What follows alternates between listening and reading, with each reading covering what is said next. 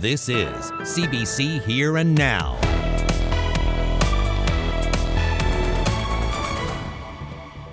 He did the crime, now he'll do the time. Justin Haynes is going to prison for home invasions that unnerved St. John's. It's St. Patrick's Day in St. John's, but where is the parade? Oh, I like it. Well, then we can't sit in the bar. Yeah, we're kind of busy on St. Patty's Day. Actually, we're busy. Coming up on Here and Now. Icebreaking on the Louis S. St. Laurent. Come with us as we sail through the Narrows and assess the sea ice conditions. With the winds now over the next 24 to 48 hours, it should pretty much disappear. That story coming up on Here and Now. Good evening and welcome to Here and Now. I'm Peter Cowan. It was a crime spree that shocked the province. 2 random and violent home invasions, a stabbing, and a stolen car. Well, today, one of the men responsible was sentenced, and a word of warning, some of the images from this story are upsetting to some people. Here Now's Terry Roberts was in court today and joins us live with the details. So, Terry, what kind of sentence are we looking at here? Well, Peter, Justin Haynes is going away for a while. 5 years and 6 months for the home invasions and the robberies and the assaults, and another 40 days on top of that for separate incidents of assaulting his partner, the mother of his young son.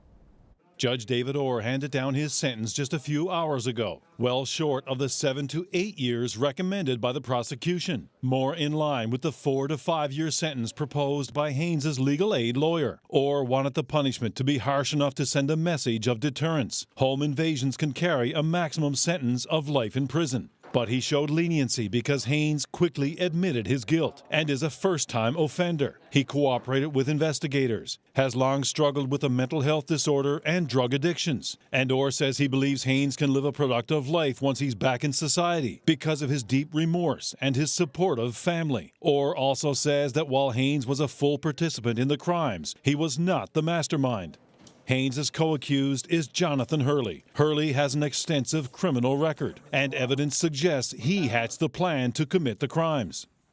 It all started on the evening of September 12th when the pair forced their way into a home on Beaumont Street. A man was seriously injured after he was stabbed twice in the back. Haynes has said Hurley was the one wielding the knife. They then stole the homeowner's car and made their way to Monders Lane. They smashed their way into another home and assaulted and robbed the elderly man and woman inside. Both men were apprehended following a police manhunt that lasted a few days. Now, Justin Haynes appeared today by video link from Bishops Falls, the correctional facility there.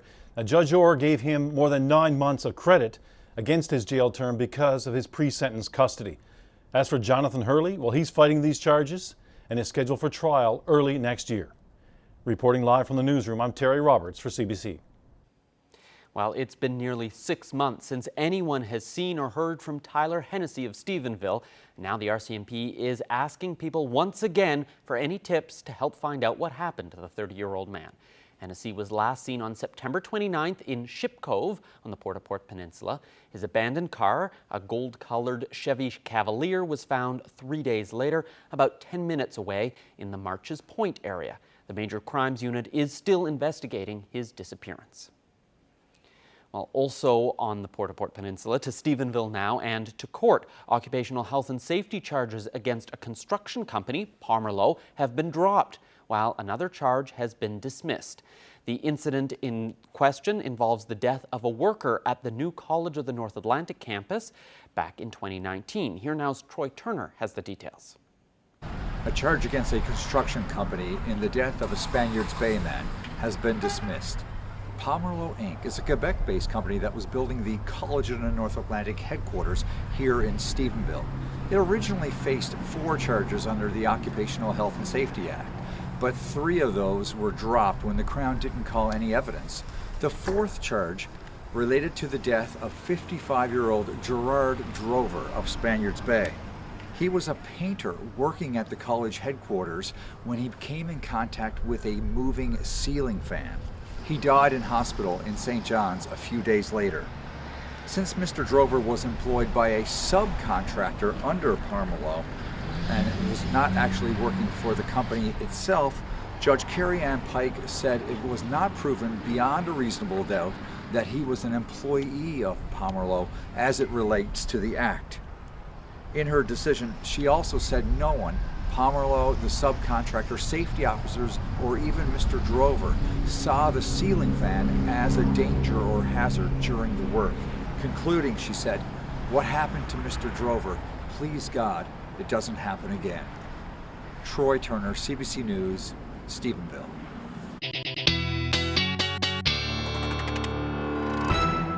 Well, we're at that time of the year. Spring is right around the corner. In fact, Monday is when spring officially arrives at about 6:54 Newfoundland time. And we are going to see a sunrise around 7 and sunset around 7:13 p.m. And I can tell you, it certainly feels like spring for parts of the province today. Take a look at these numbers. 7 degrees in Port-aux-Basques. Same thing for Stephenville, Burgeo. Lots of sunshine with this.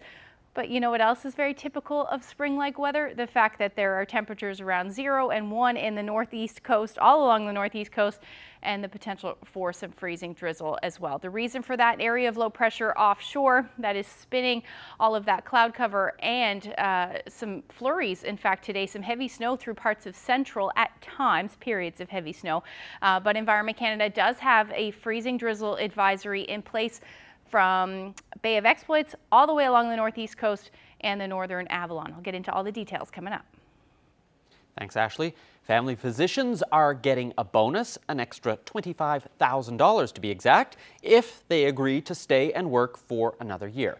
Government is calling it a retention and recognition bonus. Family doctors must have been working here for a full year as of the beginning of March. If they work in full-time in private practice for a regional health authority or both, they'll get the full $25,000. Those working less than that will get the money prorated. It will cost the government an estimated $15 million. Well, now to some sad news from Bowring Park tonight. 2 of the much-beloved swans have died. The city of St. John's believes the avian flu is to blame. A younger swan died recently, then an older swan was found dead along with 7 ducks. Avian flu moves quickly and easily through the bird population. For that reason, the city is asking people not to feed any of the birds at public ponds and other water spots. Officials say that will keep them from gathering together and spreading the disease. Well, the goal was to raise $20,000, and they raised $17,000 before the event even began. We told you about the Bridges to Hope concert in St. John's last night. The event helps the organization's food bank and features the talents of artists like Kelly McMichael, Rachel Cousins, and Alan Doyle. Take a look. I got a friend I call when things aren't going right. She listened to me talk about myself the whole time. She doesn't mind 'cause she knows I'll listen next time. She's a good friend, alright. I'm hoping tonight to basically raise enough money to stock our food shelves till about the end of June. You're the spirit we're living through. Ain't just your beauty that puts us out to where we're going through. It's very easy when you run a food bank, obviously, to get bogged down into the weeds, and because you're kind of surrounded by horror stories, or like I hear stories every day that people just wouldn't want to hear.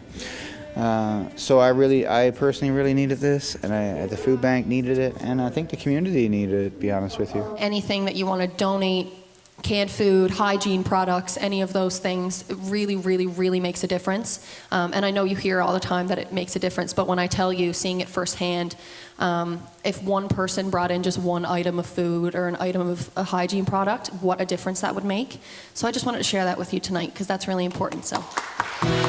Down to perish, and God knows where I'll go, and now I'm laying down to perish. I just wanted you to know, I just wanted you to know. So far tonight, we are at about $17,000 of our $20,000 goal. Thank you for being here tonight and for your generosity.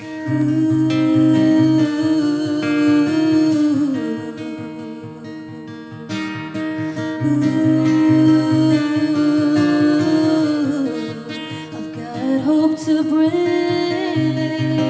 Oh,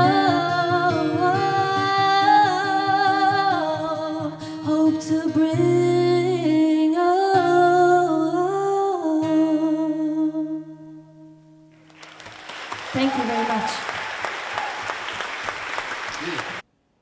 Well, there's lots of green around the province today. St. Patrick's Day celebrations started surprisingly early in St. John's, and as you know, they can sometimes go on for days.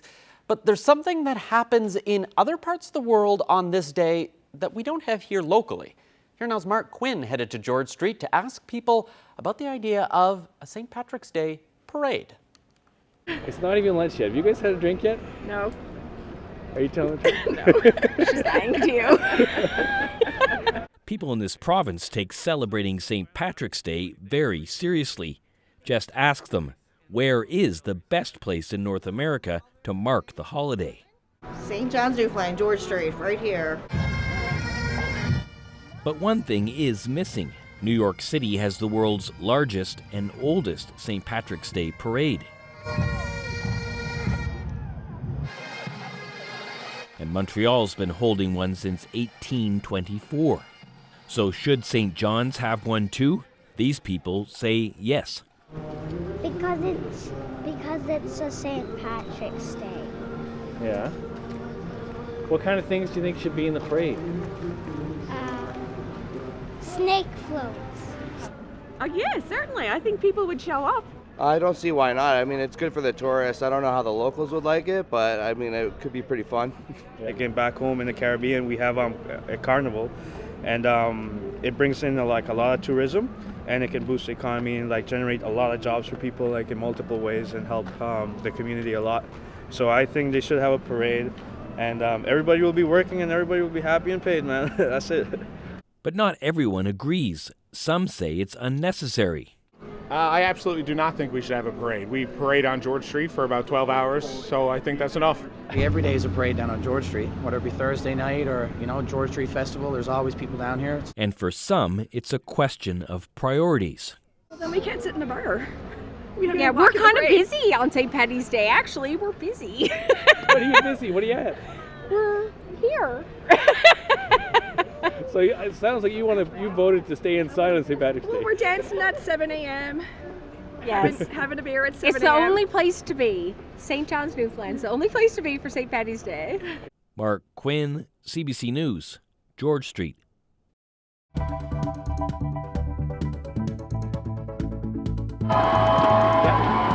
as you can tell, the fans here in Happy Valley Goose Bay, they are ecstatic, and it's because of this event, Over the Rope. And this guy's done it at least 45 times. We'll tell you about the Northern Games coming up. 45 times. That's absolutely incredible. Taking a look outside, lots of cloud cover. We've got some freezing drizzle potential tonight as well. We'll talk about the weekend forecast coming up.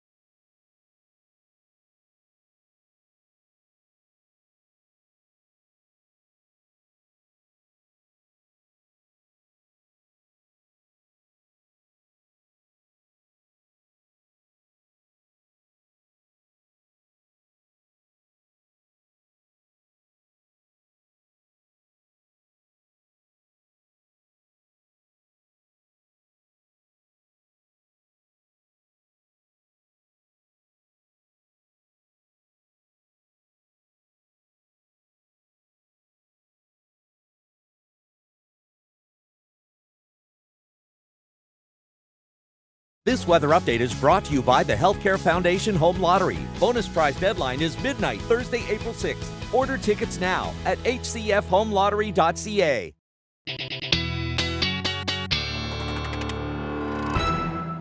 Well, happy St. Patrick's Day, Ashley. Happy St. Patrick's Day. I guess you're celebrating every day because you're in front of a green screen all the time. Yeah, I can't wear green today because I would disappear in front of the screen. And that's more of a Halloween trick than a St. Patrick's Day trick. Yeah, exactly.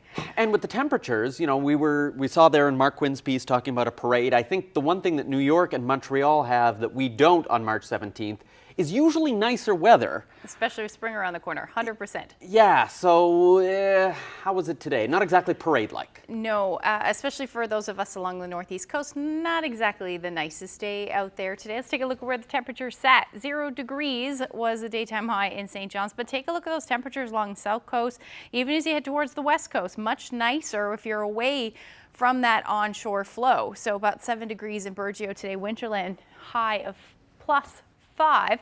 And relatively mild up across Labrador as well. 3 degrees in Happy Valley Goose Bay. I was talking to Anthony a little bit earlier, and we'll see him tonight, but it's nice and sunny in Labrador, so that 3 degrees certainly feeling beautiful.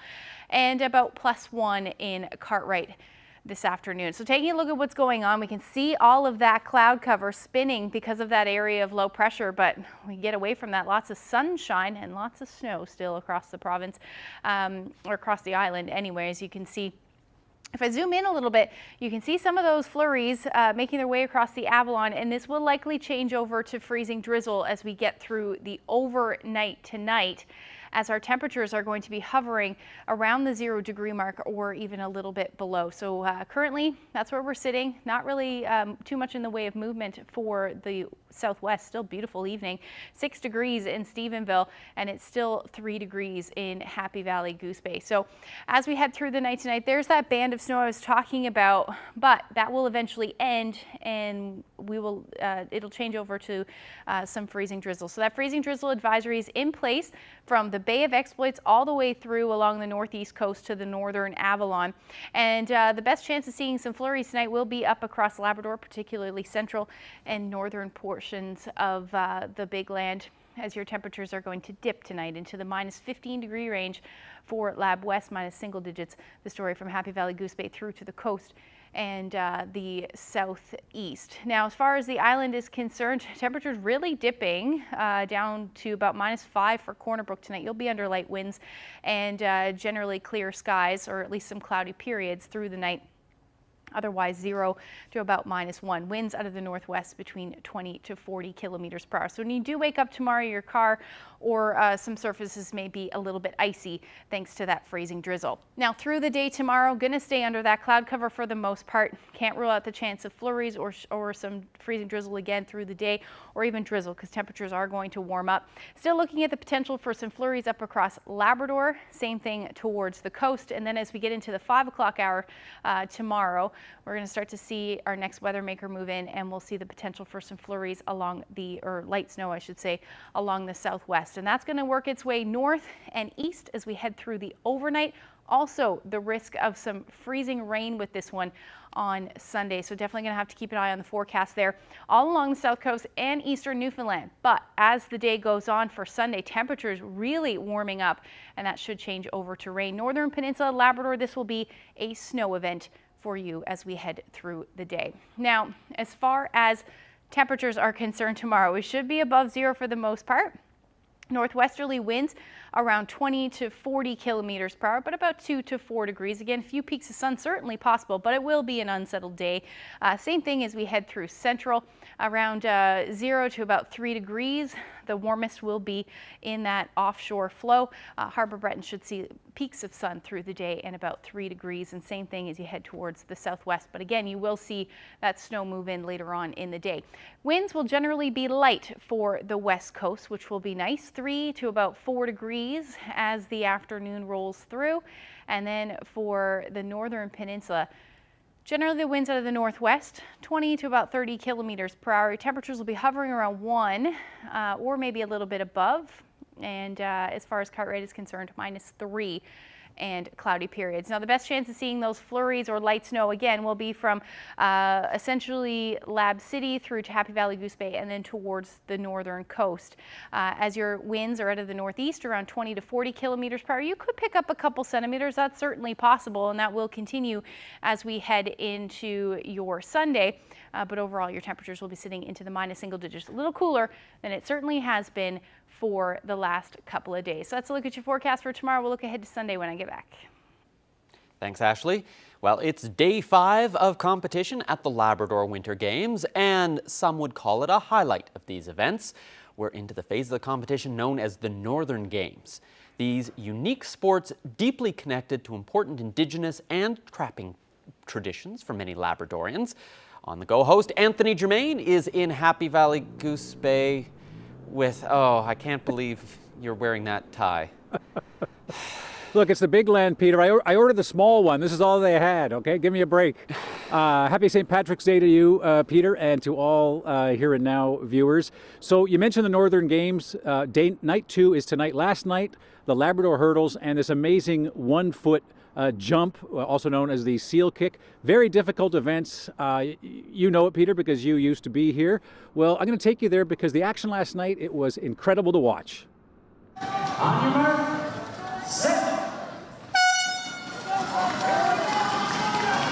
What's the secret to actually performing well in this Labrador hurdles event? Great conditioning and just blocking out the pain. What hurts the most as you start to come to the end, as you know it's going to sort of wind down? Your upper legs just give out. What do you do to train for an event like this? I skip a lot and I do a lot of stair climbing.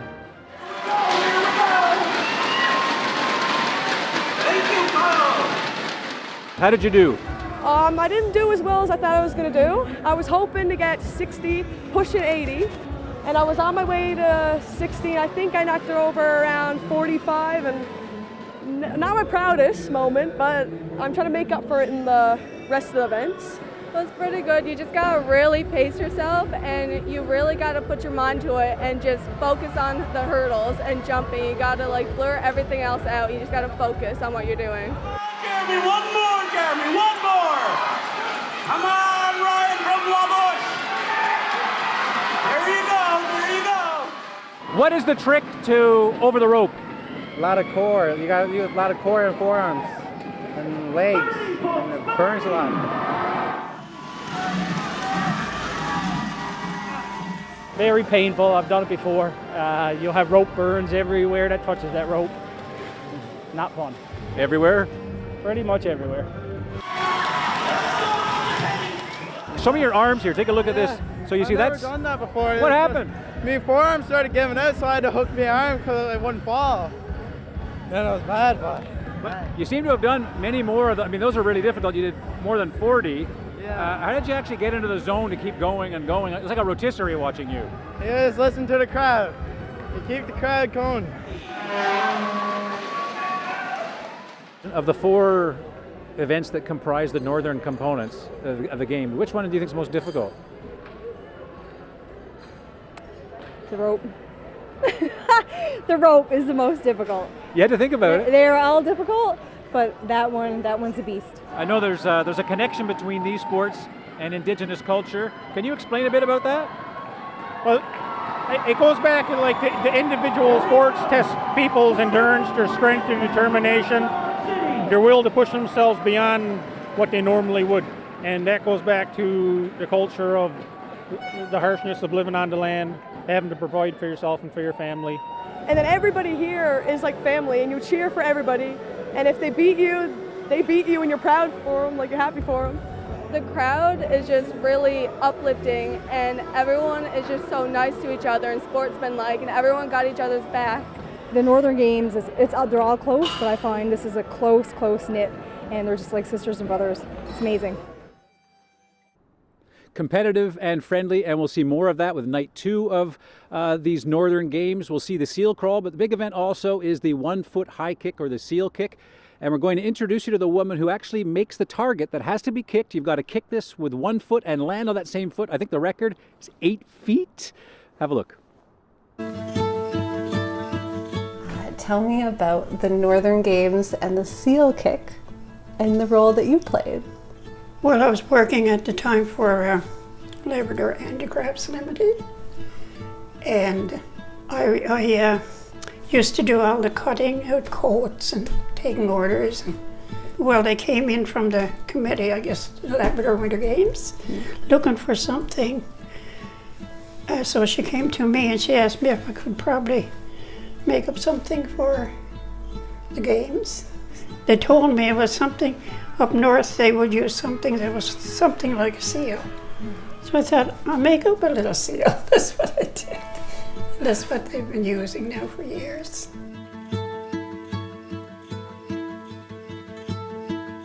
Well, one of those I can, if I want to keep sewing at it, I'll get it done up within a couple hours, I guess. You know, just sewing.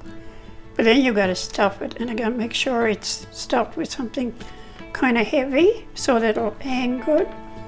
Or that's what I thought, so that's what I did. And I stuff it with little scraps of duffel, which is a heavy material. Do you want it to be massaged? I want to kick the seal. What's it like for you watching them kick this beautiful thing that you made? That's what I think about, that's what I thought about when I made this. Now some people, especially these days, mightn't want anyone to kick a seal. Right. What's it like for you though? Are you okay with it? I'm okay, there's just a little kick at it. It's not going to hurt the seal, it's tough. So there's going to be another Winter Games in 3 years, and another one 3 years after that. Do you hope to keep making the seals? I will make them long as I can, yeah. If they want me to, I'll make them. That's wonderful. My daughter is interested in trying to make some seals, so maybe when I'm not there, she will. Any words of wishes or advice for the athletes taking part in the seal kick this year? Well, I just wish them good luck. Good luck to all. So a whole bunch of competitors will be taking their aim at that little seal. And a bit later on here now, I'm going to introduce you to a very large hare, about this big, Snowf, the mascot for these games. That's coming up later on Here and Now.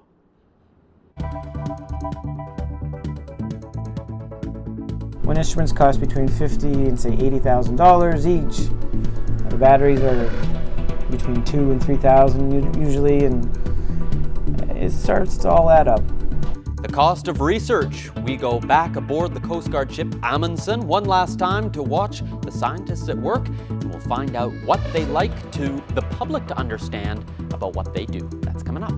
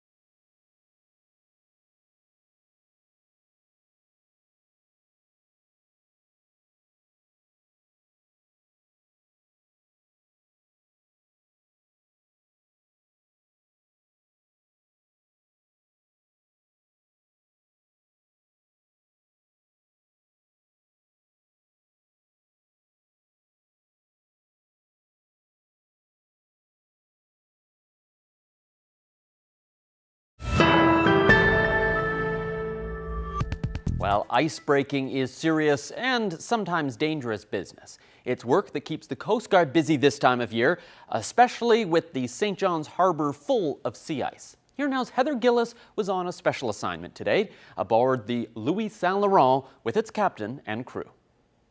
The sea ice is in many coves, bays, and harbors, just like it is here in St. John's. We are on the Canadian Coast Guard vessel, the Louis S. Saint Laurent. It's one of Canada's largest icebreakers, and we sailed through the Narrows earlier this afternoon to assess all that sea ice. Basically today we went out for ice reconnaissance, just a short trip to see what the conditions were like outside the Narrows. There's a fair bit of ice pressed into the harbour here. Right now the ice conditions outside are clearing up fairly good. There was a narrow band of ice came ashore a couple of days ago and pressed the ice into the harbour, but with the winds now over the next 24 to 48 hours it should pretty much disappear. It's certainly not a common thing to see it in the harbour, although it has happened in the past. I think the last time, probably around 2008, 2009, there was some sea ice came in, but there was a lot of ice coverage that year too, and if you get the wind conditions the right way, northeast to easterly winds, it certainly will fill up. But over the last 30 plus years that I've been at it, I've only seen it happen once or twice. There certainly seems to be less ice, and I think if you look at the temperatures we've had over the last month or so, you know, we've had a cold snap there for a couple of week period. The ice grew fairly rapidly, but some years you hardly see any ice. Generally, I think the ice growth is declining from one year to the next. Like most things with Mother Nature, the sea ice is constantly changing, and the Coast Guard, well, it's watching so that it can assist ships to go wherever they need to go. Heather Gillis, CBC News, St. John's.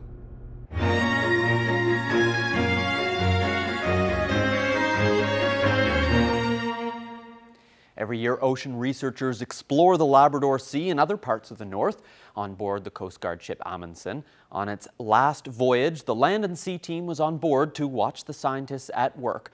Research in the ocean is costly, and because of the unpredictability of the environment, the information takes a long time to gather. As Land and Sea host Jane Adey explains, that's something researchers want more people to understand. The deck of the Coast Guard ship Amundsen is covered in some pretty pricey equipment. There's the machinery that deploys nets and various other sampling devices used by researchers. And then there are the research tools themselves.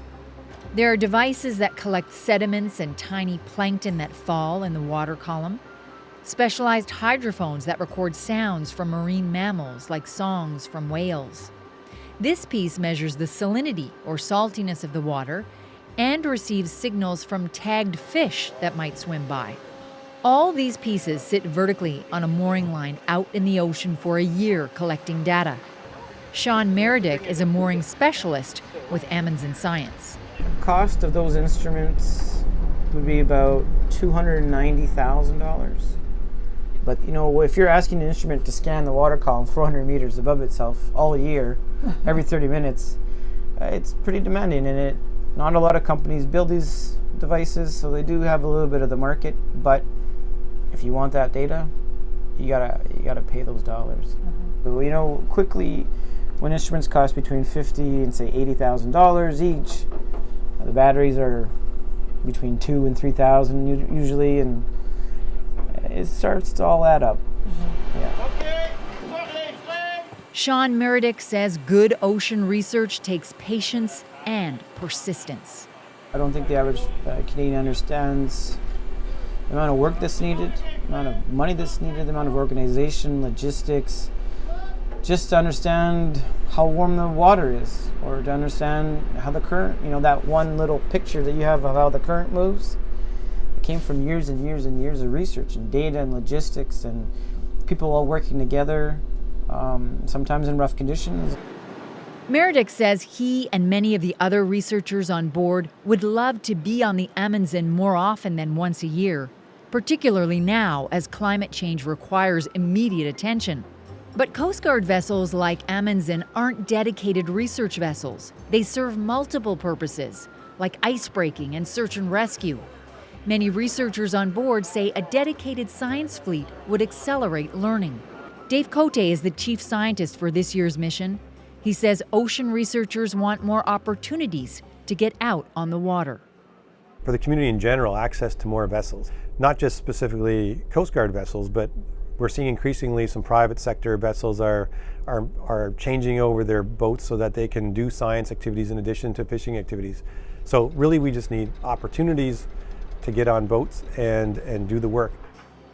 For now, Sean Meredick and the others do what they can in the time they're given at sea, trying to understand and document the changes in this environment and how those changes impact us all. For Here and Now, I'm Jane Adey with Land and Sea.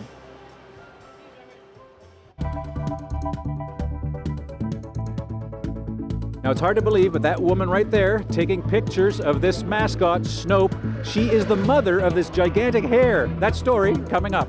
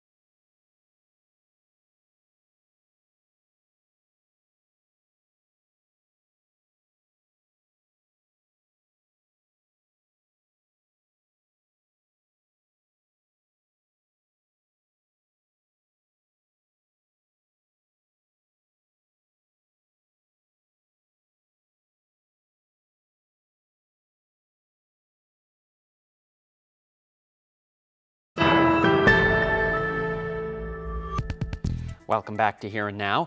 On the St. Patrick's Day weekend, lots of people may be familiar with the hair of the dog, but this next story is about a completely different hare.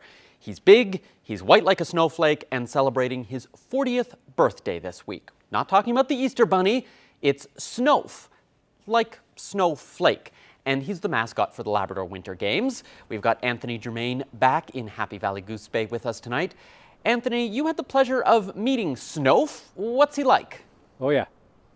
I met Snowf on several occasions at every venue at these Labrador Winter Games. Snowf, I guess, Peter, I'd say Snowf is the strong, silent type, but everybody around Snowf always makes a lot of noise. And we met the woman. She was a teenager when she designed him in a contest, and she came back from Alberta to be here to be with Snowf at these games. Have a look.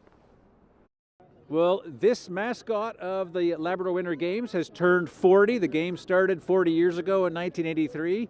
So Snowf looks really good for Snowf's age. If only we could all look that good when we turn 40. Now Snowf actually has a mother of sorts, a creator. Shelley, you came up with this idea when you were a teenager. Yeah, I was 13 years old back in 1982. I guess it actually was ready for the games in 83. And yeah, I just entered the contest. I heard it was up against a raven, and I guess the old bunny won. So what was the contest you're talking about? It was a logo contest for the mascot for the games. And I entered with a little drawing. It never came out like this. It was just trying to do a best picture I could of a rabbit, and we sent it off and somebody else characterized it. And yeah, this is our end result. So here you are, Snowf, the creature of your creation, is still the mascot. It must make you feel a little bit proud, or maybe a little bit old, I'm not sure. A little bit of both.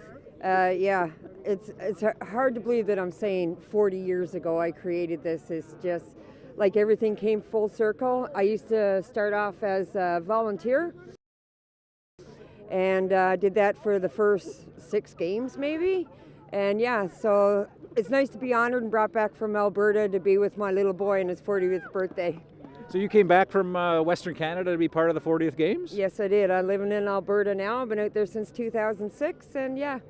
So I've seen you at quite a few of the events, and I notice a lot of parents come by and they'll put their kids, because of course, who would not want to have a photograph with this handsome creature? Everybody wants a photo. How does it make you feel when you see like the kids all laughing and families, and it's your baby? Yeah, it's my baby, and I love it. And he'll always be a baby, no matter how old he is. He's my baby. They always are, aren't they? Yeah, yeah. Well, listen, Shelley, congratulations. And Snowf, you're looking really good for 40. Happy birthday. All right, thank you, guys. So there you have Snowf, who'll be busy tonight at the Northern Games as well. Now, just before I sign off, I want to say thanks to the 2 colleagues of mine who've made this trip really interesting. Katie Breen, Danny Arsenault, videographers who shot all the stories this week. But I've got to tell you, in the making of these games is quite the story. Not too far from here, Danny Arsenault was basically up to his waist in snow, and that's where an adventure happened where he lost his shoe. This isn't deep though, oh my God. If I would have kept the shoe, I never would have told you I lost the shoe. Now, what happened was quite interesting. Around the parking lot on one leg, which is not actually part of the Northern Games, it's part of the Arsenault Games. And so he kind of lived with that fact for a bit. And then later, lo and behold, hours later, he had to go back. He didn't find it. And he finally found the shoe. Where was it? Buried. Buried deep. So we hope this will teach Danny Arsenault a lesson. When you come to Labrador, you got to come with the right footwear. And a little bit of fun there with my colleagues. It's been an absolute blast. I want to thank the organizers. Everybody from CBC has been treated so well. Thank you so much. Reporting live for Here and Now, I'm Anthony Germain in Happy Valley Goose Bay with both boots on.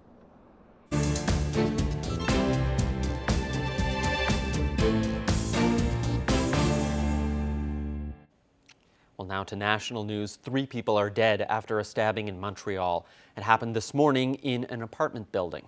The body was with violence marks, possibly perforated by a sharp object. There was a heavy police presence with a large area cordoned off. The victims were found dead at the scene. A suspect is in custody.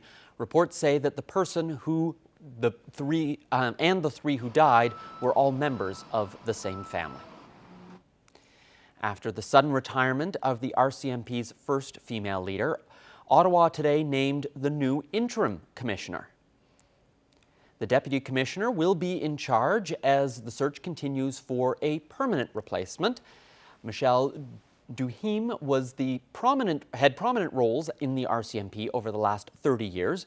Brenda Lucki retires today after a controversial tenure. She faced allegations of political interference and was criticized for her response to accusations of sexism and racism within the RCMP. It has paid millions of dollars settling gender-based harassment complaints. Ottawa says it's looking for someone committed to reforming the culture of Canada's national police force. While anger is building in France today after hundreds were arrested overnight in clashes with police over the government's sudden approval of pension changes.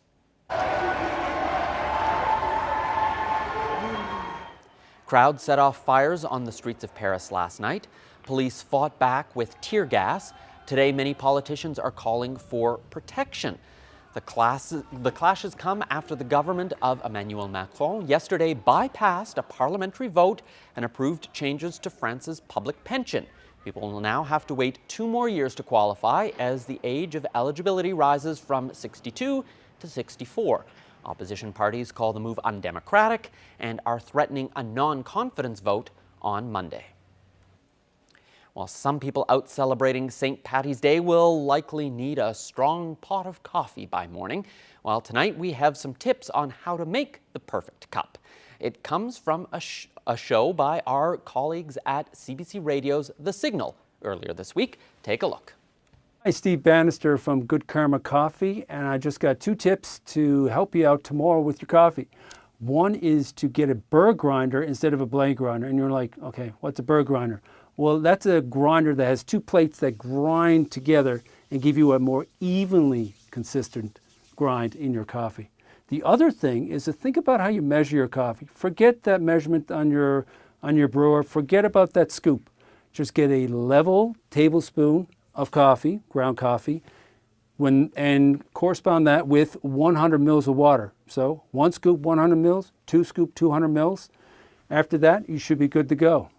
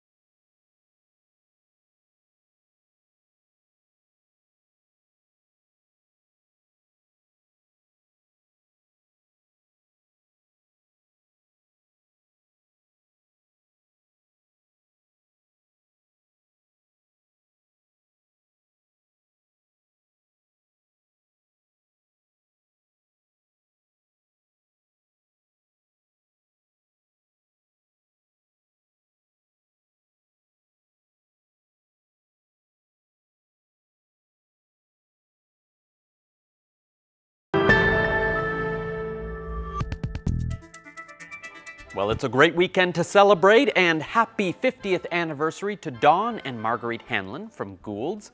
Happy anniversary to Graham and Patricia Russell from Port Hope Simpson, who are celebrating their 65th wedding anniversary. Happy 63rd anniversary to Michael and May Best from Port aux Basques. Happy 55th anniversary to Gar and Marjorie Chant. Wishing Jerry and Clara Burke of St. Mary's a very happy 53rd wedding anniversary. Happy 60th going out to Pat and Loretta Healy of Holyrood. Happy 55th anniversary to Gus and Florence Green, they're from Gambo. Happy 50th anniversary to Carl and Gabriella Nolander of Port Kerwin, who are celebrating 50 years of marriage, and that's today. Happy 60th anniversary to Jack and Jessie Keating of Marystown. Happy 50th anniversary to snowbirds and lovebirds, Mary and Bruce Dwyer of St. John's, who spend their winters in Largo, Florida. Bob and Bonnie West of Ladle Cove are celebrating their 50th wedding anniversary. Happy anniversary to Ira and Golda Rogers, celebrating their 62nd wedding anniversary this week. Happy 50th anniversary to Jack and Vivian Miles of Fortune.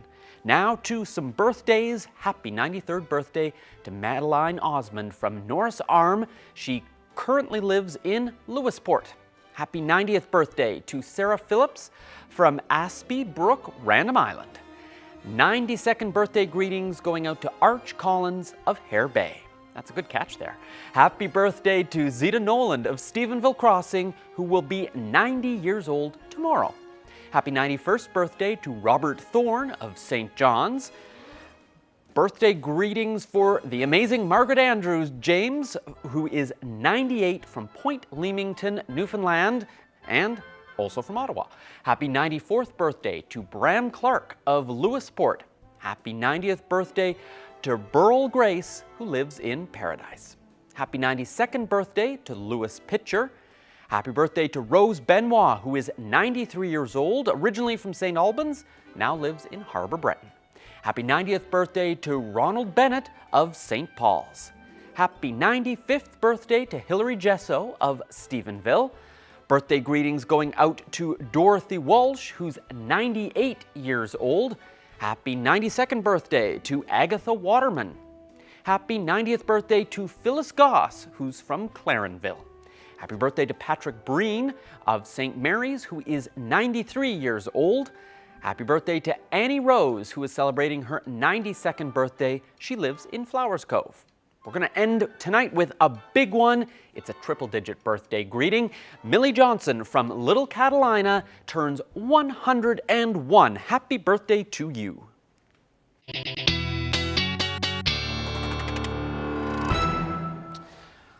We saw lots of ice in the harbor. I guess the good news with the forecast is some of that ice is going to be exiting the harbor. Yes, thanks to the wind. Taking a few of the little seals that we saw that have made their way in here as well. They'll float off along with that ice. Yeah, and they're going to go right along with the weather for sure this weekend. We do have a couple of systems that are going to move through. Of course we do. It's March.